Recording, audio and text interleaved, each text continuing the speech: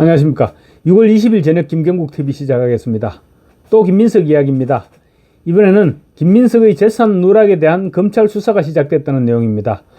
국무총리 후보자로 지명된 이후 김민석에 대한 각종 의혹들이 불거졌는데 그 중에서도 재산 관련 의혹은 걷잡을 수 없을 정도로 확산되어 왔습니다. 특히 김민석이 지난 5년간 수입은 5억 원에 불과한데 지출은 13억 원이 넘는 것으로 확인되면서 부정한 금품을 수수했던 것이 아니냐, 이런 의혹이 제기되어 왔었습니다. 의혹이 눈덩이처럼 부풀어 오르자 김민석은 결혼식 축의금과 빙부 부의금, 조의금, 그리고 출판 기념회 등을 통해서 5억 원 안팎의 수입이 있었다고 실토를 했습니다. 그러나 김민석은 이 같은 현금 재산을 재산 등록을 할 때 신고하지 않았고 공직자 재산 등록법을 위반했다, 이런 지적이 일고 있습니다. 이에 국민의힘 소속인 이종배 서울시의원은 지난 19일 어제였습니다. 김민석이 부정한 방법으로 금품을 수수했을 가능성을 배제할 수 없다면서 서울중앙지검에 뇌물수수와 정치자금법 위반, 조세포탈 등의 혐의로 고발장을 제출했습니다. 이에 따라 서울중앙지검은 사건을 오늘 형사 1부 부장검사 김승호 부장검사입니다. 사건을 형사 1부에 배당하는 등 정식 수사에 착수했습니다. 국정기획위원회는 지금 검찰의 수사권 박탈을 기정사실로 하고 있는데 검찰이 수사권을 박탈당하기 이전에 김민석에 대한 철저한 수사로 혐의를 밝혀내게 될지 아니면 미리 정권에 엎드리게 될지는 두고 봐야 할 것 같습니다. 김민석은 자기에게 제기된 정치자금과 관련한 의혹에 대해서 모두 소명이 된다, 강령과 경조사 그리고 출판 기념회도 있었고 그래서 세비 이외에 5억 원 정도의 수입이 있었다고 해명을 했습니다. 아들의 학비 전액을 전체가 부담했다고 하더라도 수입보다 지출이 6억 원 정도 더 많았는데 이 부분을 강령과 결혼식 축의금 그리고 조의금 또 출판 기념회 등을 통해서 거둬들인 돈이 5억이었는데 그 돈으로 충당했다는 것이었습니다. 그러나 오늘 국민의힘이 밝혀낸 바에 따르면 김민석은 2019년 12월 교회에서 결혼식을 올리면서 축의금은 사양하겠다는 SNS 글을 올렸고 그리고 빙부 조의금도 얼마 되지 않았을 것으로 추측되면서 결국 출판 기념회를 통해서 그 금을 끌어당겼던 것이 아니냐, 이런 의혹이 일고 있습니다. 그게 아니라면 출판 기념회를 통해서 벌어들인 돈을 은행에 입금시키지 않고 장롱에 보관하면서 다른 부정한 돈이 보태졌던 것이 아니냐, 이런 의혹도 제기되고 있습니다. 그런데 문제는 김민석은 이 같은 현금 흐름을 재산 등록을 할 때 전혀 공개하지 않았던 것입니다. 현행 공직자윤리법은 부정한 현금 짬짬이를 막기 위해서 보유 중인 현금도 등록하고 공개하도록 엄격하게 규정하고 있습니다. 2019년 12월 12일 결혼 축의금이 있었다면 같은 달 31일에 정확한 현금 보유액을 재산에 등록하고 공개를 했어야 했습니다. 축의금을 받지 않겠다고 통보를 했으니까 없었다고 치고 그렇다면 2020년 11월 2일 빙부상 조의금 역시 그해 연말 기준 등록 대상이었는데 흔적이 없습니다. 또 2022년 4월 5일과 2023년 11월 29일 출판 기념회도 각각 해당 연도 말일에 등록을 했었어야 되는데 현금은 등록에서 누락됐다고 국민의힘이 주장하고 있습니다. 국민의힘 주진우 의원은 공직자윤리법과 더불어 공직선거법도 위반한 것이다. 두 차례의 총선에서 후보자 재산을 공개함에 있어서 현금을 고의로 누락하여 허위사실을 공표했다고 주장했습니다. 정상적인 학위 취득이 가능했겠느냐는 논란이 일고 있는 김민석의 중국 칭화대 법학 석사 학위 논문도 충격을 주고 있습니다. 주간조선이 단독으로 입수한 65쪽 분량의 김민석의 석사 학위 논문 주제는 탈북자였습니다.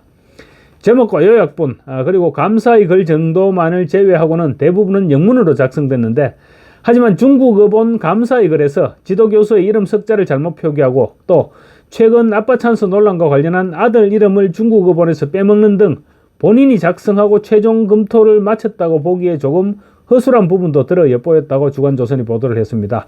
특히 김민석은 논문에서 탈북자 용어를 탈북자가 아닌 중국에서도 잘 사용하지 않는 도북자, 그러니까 북한에서 도망친 사람들, 이런 도북자라는 용어를 사용했습니다. 왜 그랬을까요? 여러 가지 측면에서 궁금증을 낳게 하는 그런 용어 선택이었습니다. 그리고 또 김민석의 아들이 국제고등학교 입학을 위해서 제주도로 전학을 갔다는 의혹도 제기됐습니다. 김민석의 아들이 사립학교인 청심국제고등학교 입학 자격을 갖추기 위해서 인위적으로 제주도 중학교로 전학을 갔다는 것입니다.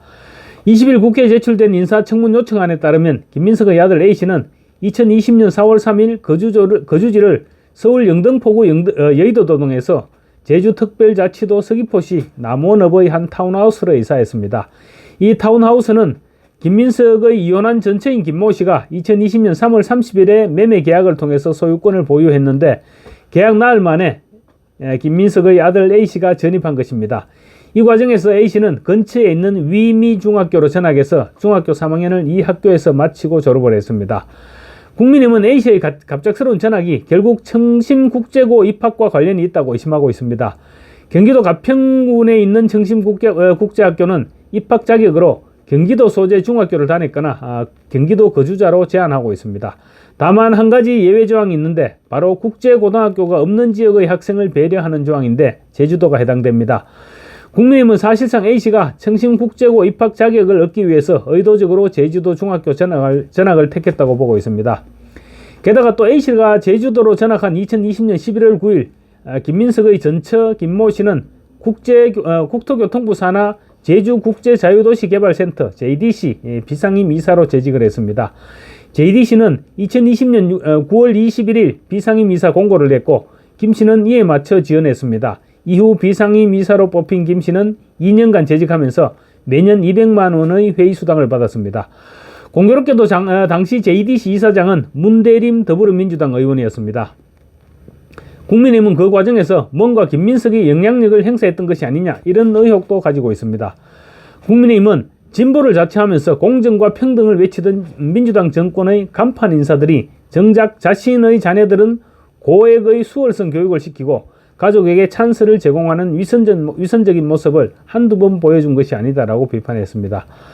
한편 오는 24일, 25일로 예정된 김민석의 청문회는 정인 채택 합의에 실패하면서 정인 참고인 없는 맹탕 청문회를 벌여야 할 판입니다. 청문회에 정인이나 참고인으로 소환하기 위해서는 청문회 5일 전에 출석 요구서를 전달해야 되는데 5일 전인 오늘까지 합의에 실패하면서 마지막 날 정인 소환도 불가능해진 것입니다. 여야가 합의해서 청문회 날짜를 다시 잡으면 몰라도 그러지 않는 이상 정인 참고인의 의무 출석은 불가능해진 것입니다. 제가 엊그제 방송을 하면서 민주당의 최대 전략이 청문회를 무산시키는 것이라고 말씀드렸는데 그 전략대로 지금 흘러가고 있는 것입니다. 사상 처음으로 정인이 없는 국무총리 청문회가 현실화됐는데 국민의힘 의원들은 소리치고 또 김민석은 모르쇠로 일관하고 민주당 의원들이 방탄막을 치는 맹탕 청문회가 벌어질 것입니다. 이후 민주당은 일방적으로 청문 보고서를 채택하고 일방적으로 본회의장에서 인준 동의안을 가결 처리하는 수순으로 전개될 것으로 예상할 수 있습니다. 누구나 예상할 수 있는 이런 청문회에 야당인 국민의힘이 들러리를 쓸 것이냐, 이 부분에 대해서는 아마 당내에서 좀 더 논의를 해야 하겠지만 불참론도 상당한 힘을 받을 것으로 예상됩니다.